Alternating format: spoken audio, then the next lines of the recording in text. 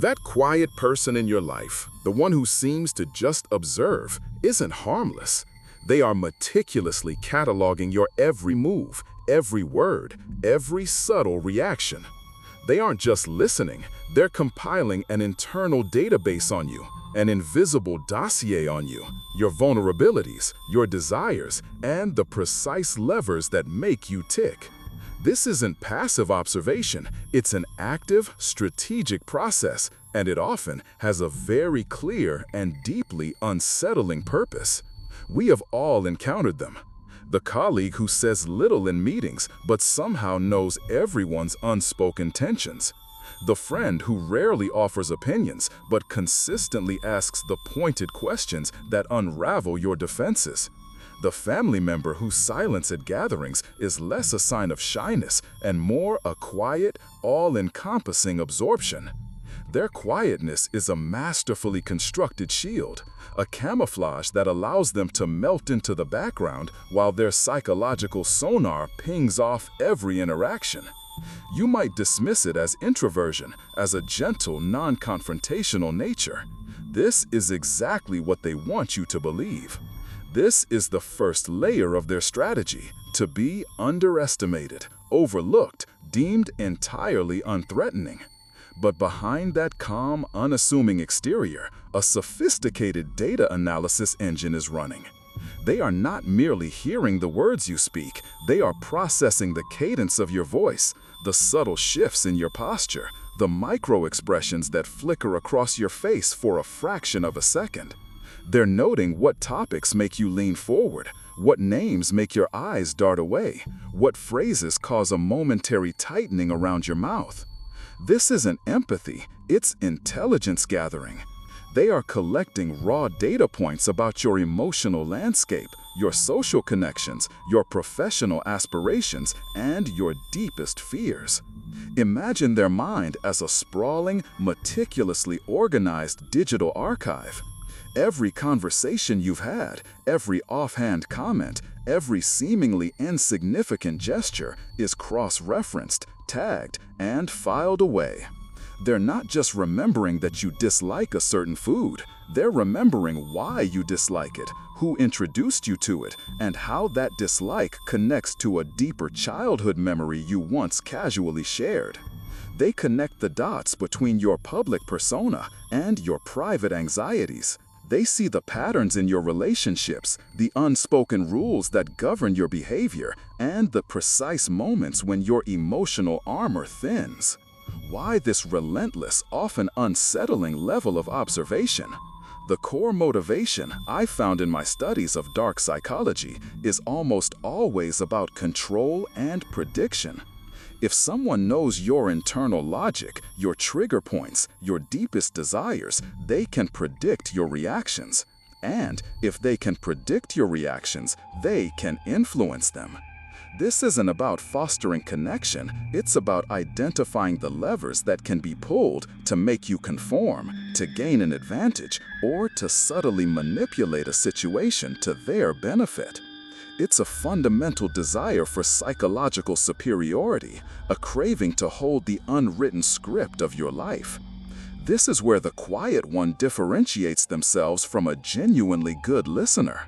A truly empathetic person listens to understand, to connect, to offer support. The quiet observer, however, listens to dissect, to strategize, to gain leverage. They are not interested in the texture of your experience, they are interested in its structural weaknesses. They're building a vulnerability map, charting out every emotional fault line, every unguarded confession, every unspoken aspiration you possess. They'll note the people you value most, the dreams you chase, the past wounds that still ache, because these are all potential points of influence or attack. And this long-term, quiet observation can unfortunately lead to profound exploitation. We've all seen, in recent headlines and historical accounts, how individuals in positions of power or trust can operate for years, even decades, quietly observing, identifying patterns of access and control within systems and relationships. They build an insidious understanding of vulnerabilities, creating a database of weaknesses that enables them to inflict harm under the radar, their quiet demeanor a perfect cover for their predatory calculus. It's a chilling reminder that silence does not equate to innocence, and observation is not always benign. The truly unnerving part is when they subtly let you know what they know. You might be in a casual conversation and they'll drop a reference to something you said months ago, something you barely remember sharing, but which carries a precise emotional weight for you. Or they might offer a solution to a problem you've been grappling with, a solution so perfectly tailored to your unstated needs and fears that it feels clairvoyant. In that moment, a shiver runs down your spine. You feel exposed, as if a layer of your skin has been peeled back without your permission.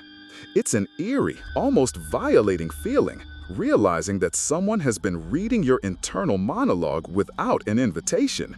This constant, unspoken surveillance takes a heavy psychological toll on the target. You start to second-guess yourself. You become hyper-aware of your own words and actions, constantly editing, constantly performing, because you know you're being evaluated, judged, and cataloged. The spontaneity drains out of your interactions. You walk on eggshells, not because you fear an outburst, but because you fear the quiet one's knowing gaze, their silent assessment. This erosion of trust, this feeling of perpetual exposure, can lead to anxiety, self-doubt, and a profound sense of psychological unsafety in your own relationships and even your own skin. It's a subtle but relentless form of psychological imprisonment. Not all quiet people are dangerous, of course. There's a vast difference between an introverted, thoughtful person and the kind of calculating observer we're discussing.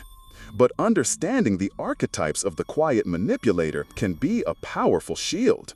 There's the narcissistic observer, collecting data to feed their sense of superiority, to find flaws they can later exploit. There's the strategic manipulator, gathering intelligence for a future power play, whether in a relationship, a workplace, or a social circle.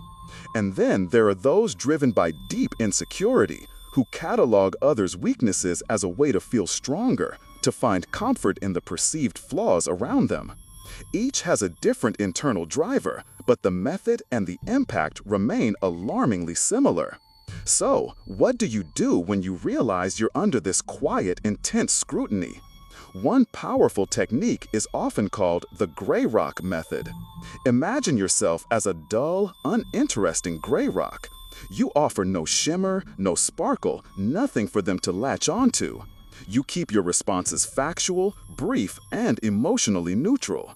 You share no personal details, no strong opinions, no emotional reactions they can file away.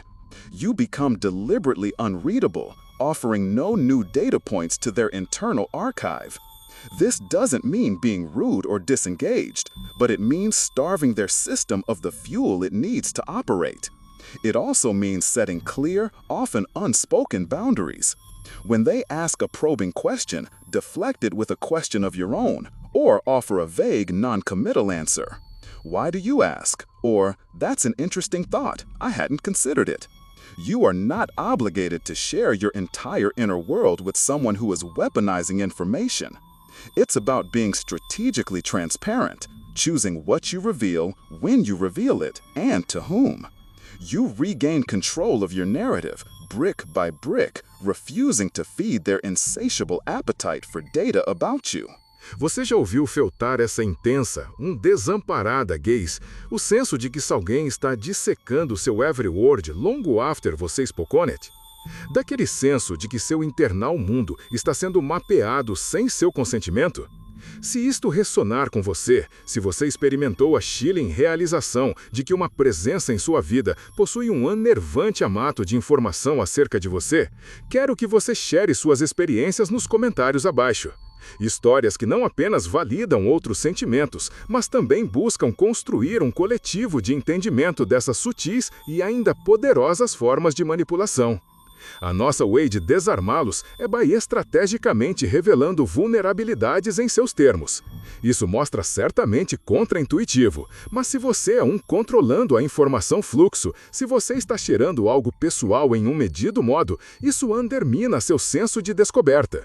Essa revelação tira o trio da arte do detetive deles. Eles trivam em encontrar coisas escondidas. Quando você openamente apresenta algo, é perdida sua força como arma secreta.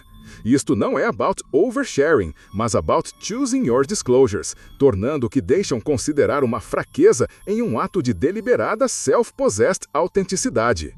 Essa não é uma estratégia de jogar todas as suas cartas na mesa de uma vez. É sobre decidir quais cartas são valiosas, quais são blefes e quais você quer jogar para redefinir o jogo inteiro. Pense assim. Se eles estão tentando montar um quebra-cabeça de você a partir de fragmentos espalhados, você começa a entregar seções pré-montadas. Não a imagem completa, nunca a imagem completa, mas o suficiente para satisfazer a curiosidade deles nos seus termos, evitando que interpretem mal os fragmentos que porventura coletem. É aqui que você se torna o arquiteto da sua própria percepção, em vez de um mero sujeito sobre observação. É um ato de aikido psicológico, usando o ímpeto deles contra eles mesmos. Quando você apresenta essas verdades curadas, a narrativa interna deles sobre você é interrompida. O dossier meticulosamente construído, erguido sobre suposições e meias-verdades sussurradas, de repente tem buracos enormes, onde você forneceu uma realidade mais sutil, ainda que incompleta. É uma sabotagem discreta do controle deles. O poder deles decorre da crença de que possuem um insight único e oculto sobre o seu ser.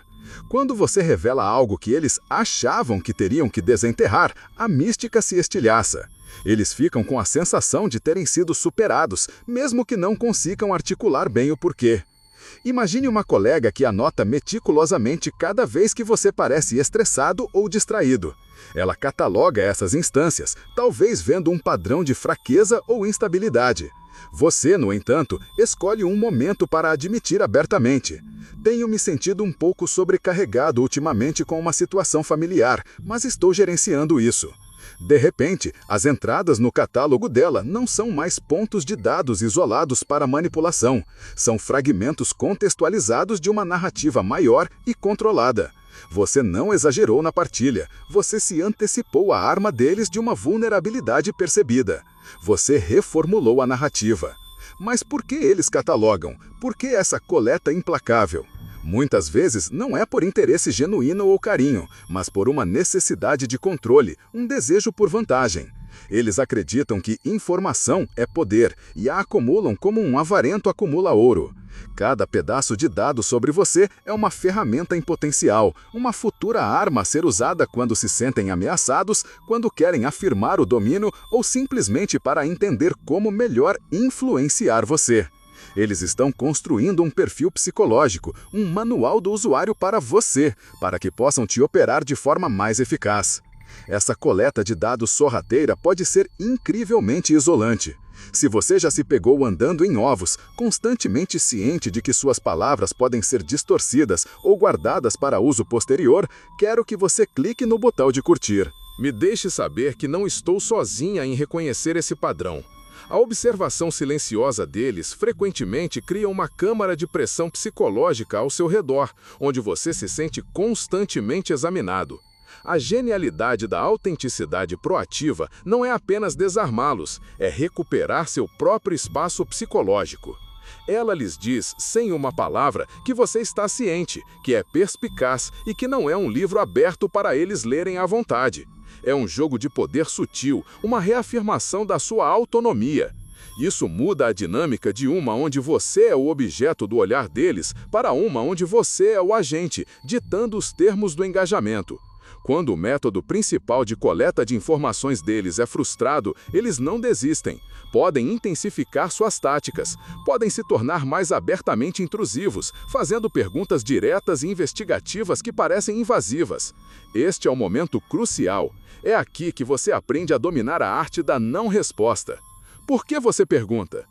Essa é uma perspectiva interessante. Ou, não tenho certeza se isso é relevante para o que estamos discutindo agora. Você não está sendo rude, você está simplesmente mantendo suas fronteiras emocionais e informacionais. Não somos obrigados a preencher cada silêncio ou responder a cada pergunta, especialmente quando a intenção por trás da pergunta parece predatória. Viver sob constante e silenciosa vigilância corrói lentamente a confiança, não apenas nos outros, mas no seu próprio julgamento. Você começa a questionar cada movimento, cada palavra. Esse é o dano insidioso do catalogador silencioso. Nosso objetivo final aqui não é apenas defesa, é cura e empoderamento. É construir uma fortaleza interna de autoconfiança, onde você sabe que seu valor não é ditado pelos julgamentos silenciosos deles ou por seus registros meticulosamente mantidos. Isso não é sobre ser reservado com todo mundo, é sobre discernir quem realmente merece acesso às partes mais profundas de você. Qual é um limite sutil que você precisou estabelecer com alguém que parecia inofensivo, mas estava constantemente coletando informações? Compartilhe sua sabedoria nos comentários abaixo. Suas experiências são um guia poderoso para outros que navegam por esses relacionamentos complexos. Essa jornada exige um senso elevado de discernimento, não paranoia, mas uma consciência calma e firme. Aprendemos a diferenciar entre curiosidade genuína, que busca conexão, e curiosidade extrativa, que busca controle. A primeira parece expansiva, convidativa. A segunda parece constritiva, invasiva. Confia no seu instinto, é um instrumento incrivelmente sofisticado projetado para sua proteção. Se uma presença silenciosa faz você se sentir menor, menos livre ou constantemente apreensivo, essa é uma informação que você precisa levar a sério. É um sinal, não um julgamento. Em última análise, o catalogador silencioso opera nas sombras da ambiguidade. Raramente fazem ameaças abertas. O poder deles reside no não dito, no implícito, no potencial. Sua maior arma contra isso é a clareza. Clareza sobre seus limites, clareza sobre seus valores e clareza sobre o que você está disposto a compartilhar e o que manterá sagrado. Trata-se de desenvolver um senso impenetrável de autossuficiência que torna suas tentativas de fazer um perfil seu totalmente fúteis. Não é sobre vencer uma luta, é sobre definir seus próprios termos de paz. É sobre se recusar a ser uma exposição no museu pessoal de poder de outra pessoa. Ultimately, this isn't just about protecting yourself from a specific individual. It's about understanding the fundamental human need for psychological safety and privacy. It's about recognizing that not all observation is benign and that true connection is built on reciprocity and genuine openness, not on quiet surveillance and strategic data collection. When you become aware of these dynamics, when you can identify the red flags of someone cataloging your every move, you reclaim your power. You gain the ability to navigate these complex relationships with confidence, to protect your inner world, and to ensure that your truth remains your own. This awareness is your most powerful defense. If you want more insights into navigating complex relationship dynamics, understanding red flags, and protecting your psychological space, make sure to subscribe to Red Flag Diaries. This constant vigilance from the quiet observer isn't a one-time event. It's a continuous, almost instinctual process for them. They are always updating their profiles, always looking for new data, new inconsistencies, new ways to refine their understanding of you. It's a long game, played with patience and a disturbing lack of overt action, which makes it all the more insidious. But once you see the game, once you recognize the subtle signals of their cataloging, you are no longer a passive participant. You become the conscious player, capable of protecting your own narrative, guarding your vulnerabilities, and choosing exactly who gets access to the most intimate parts of your world.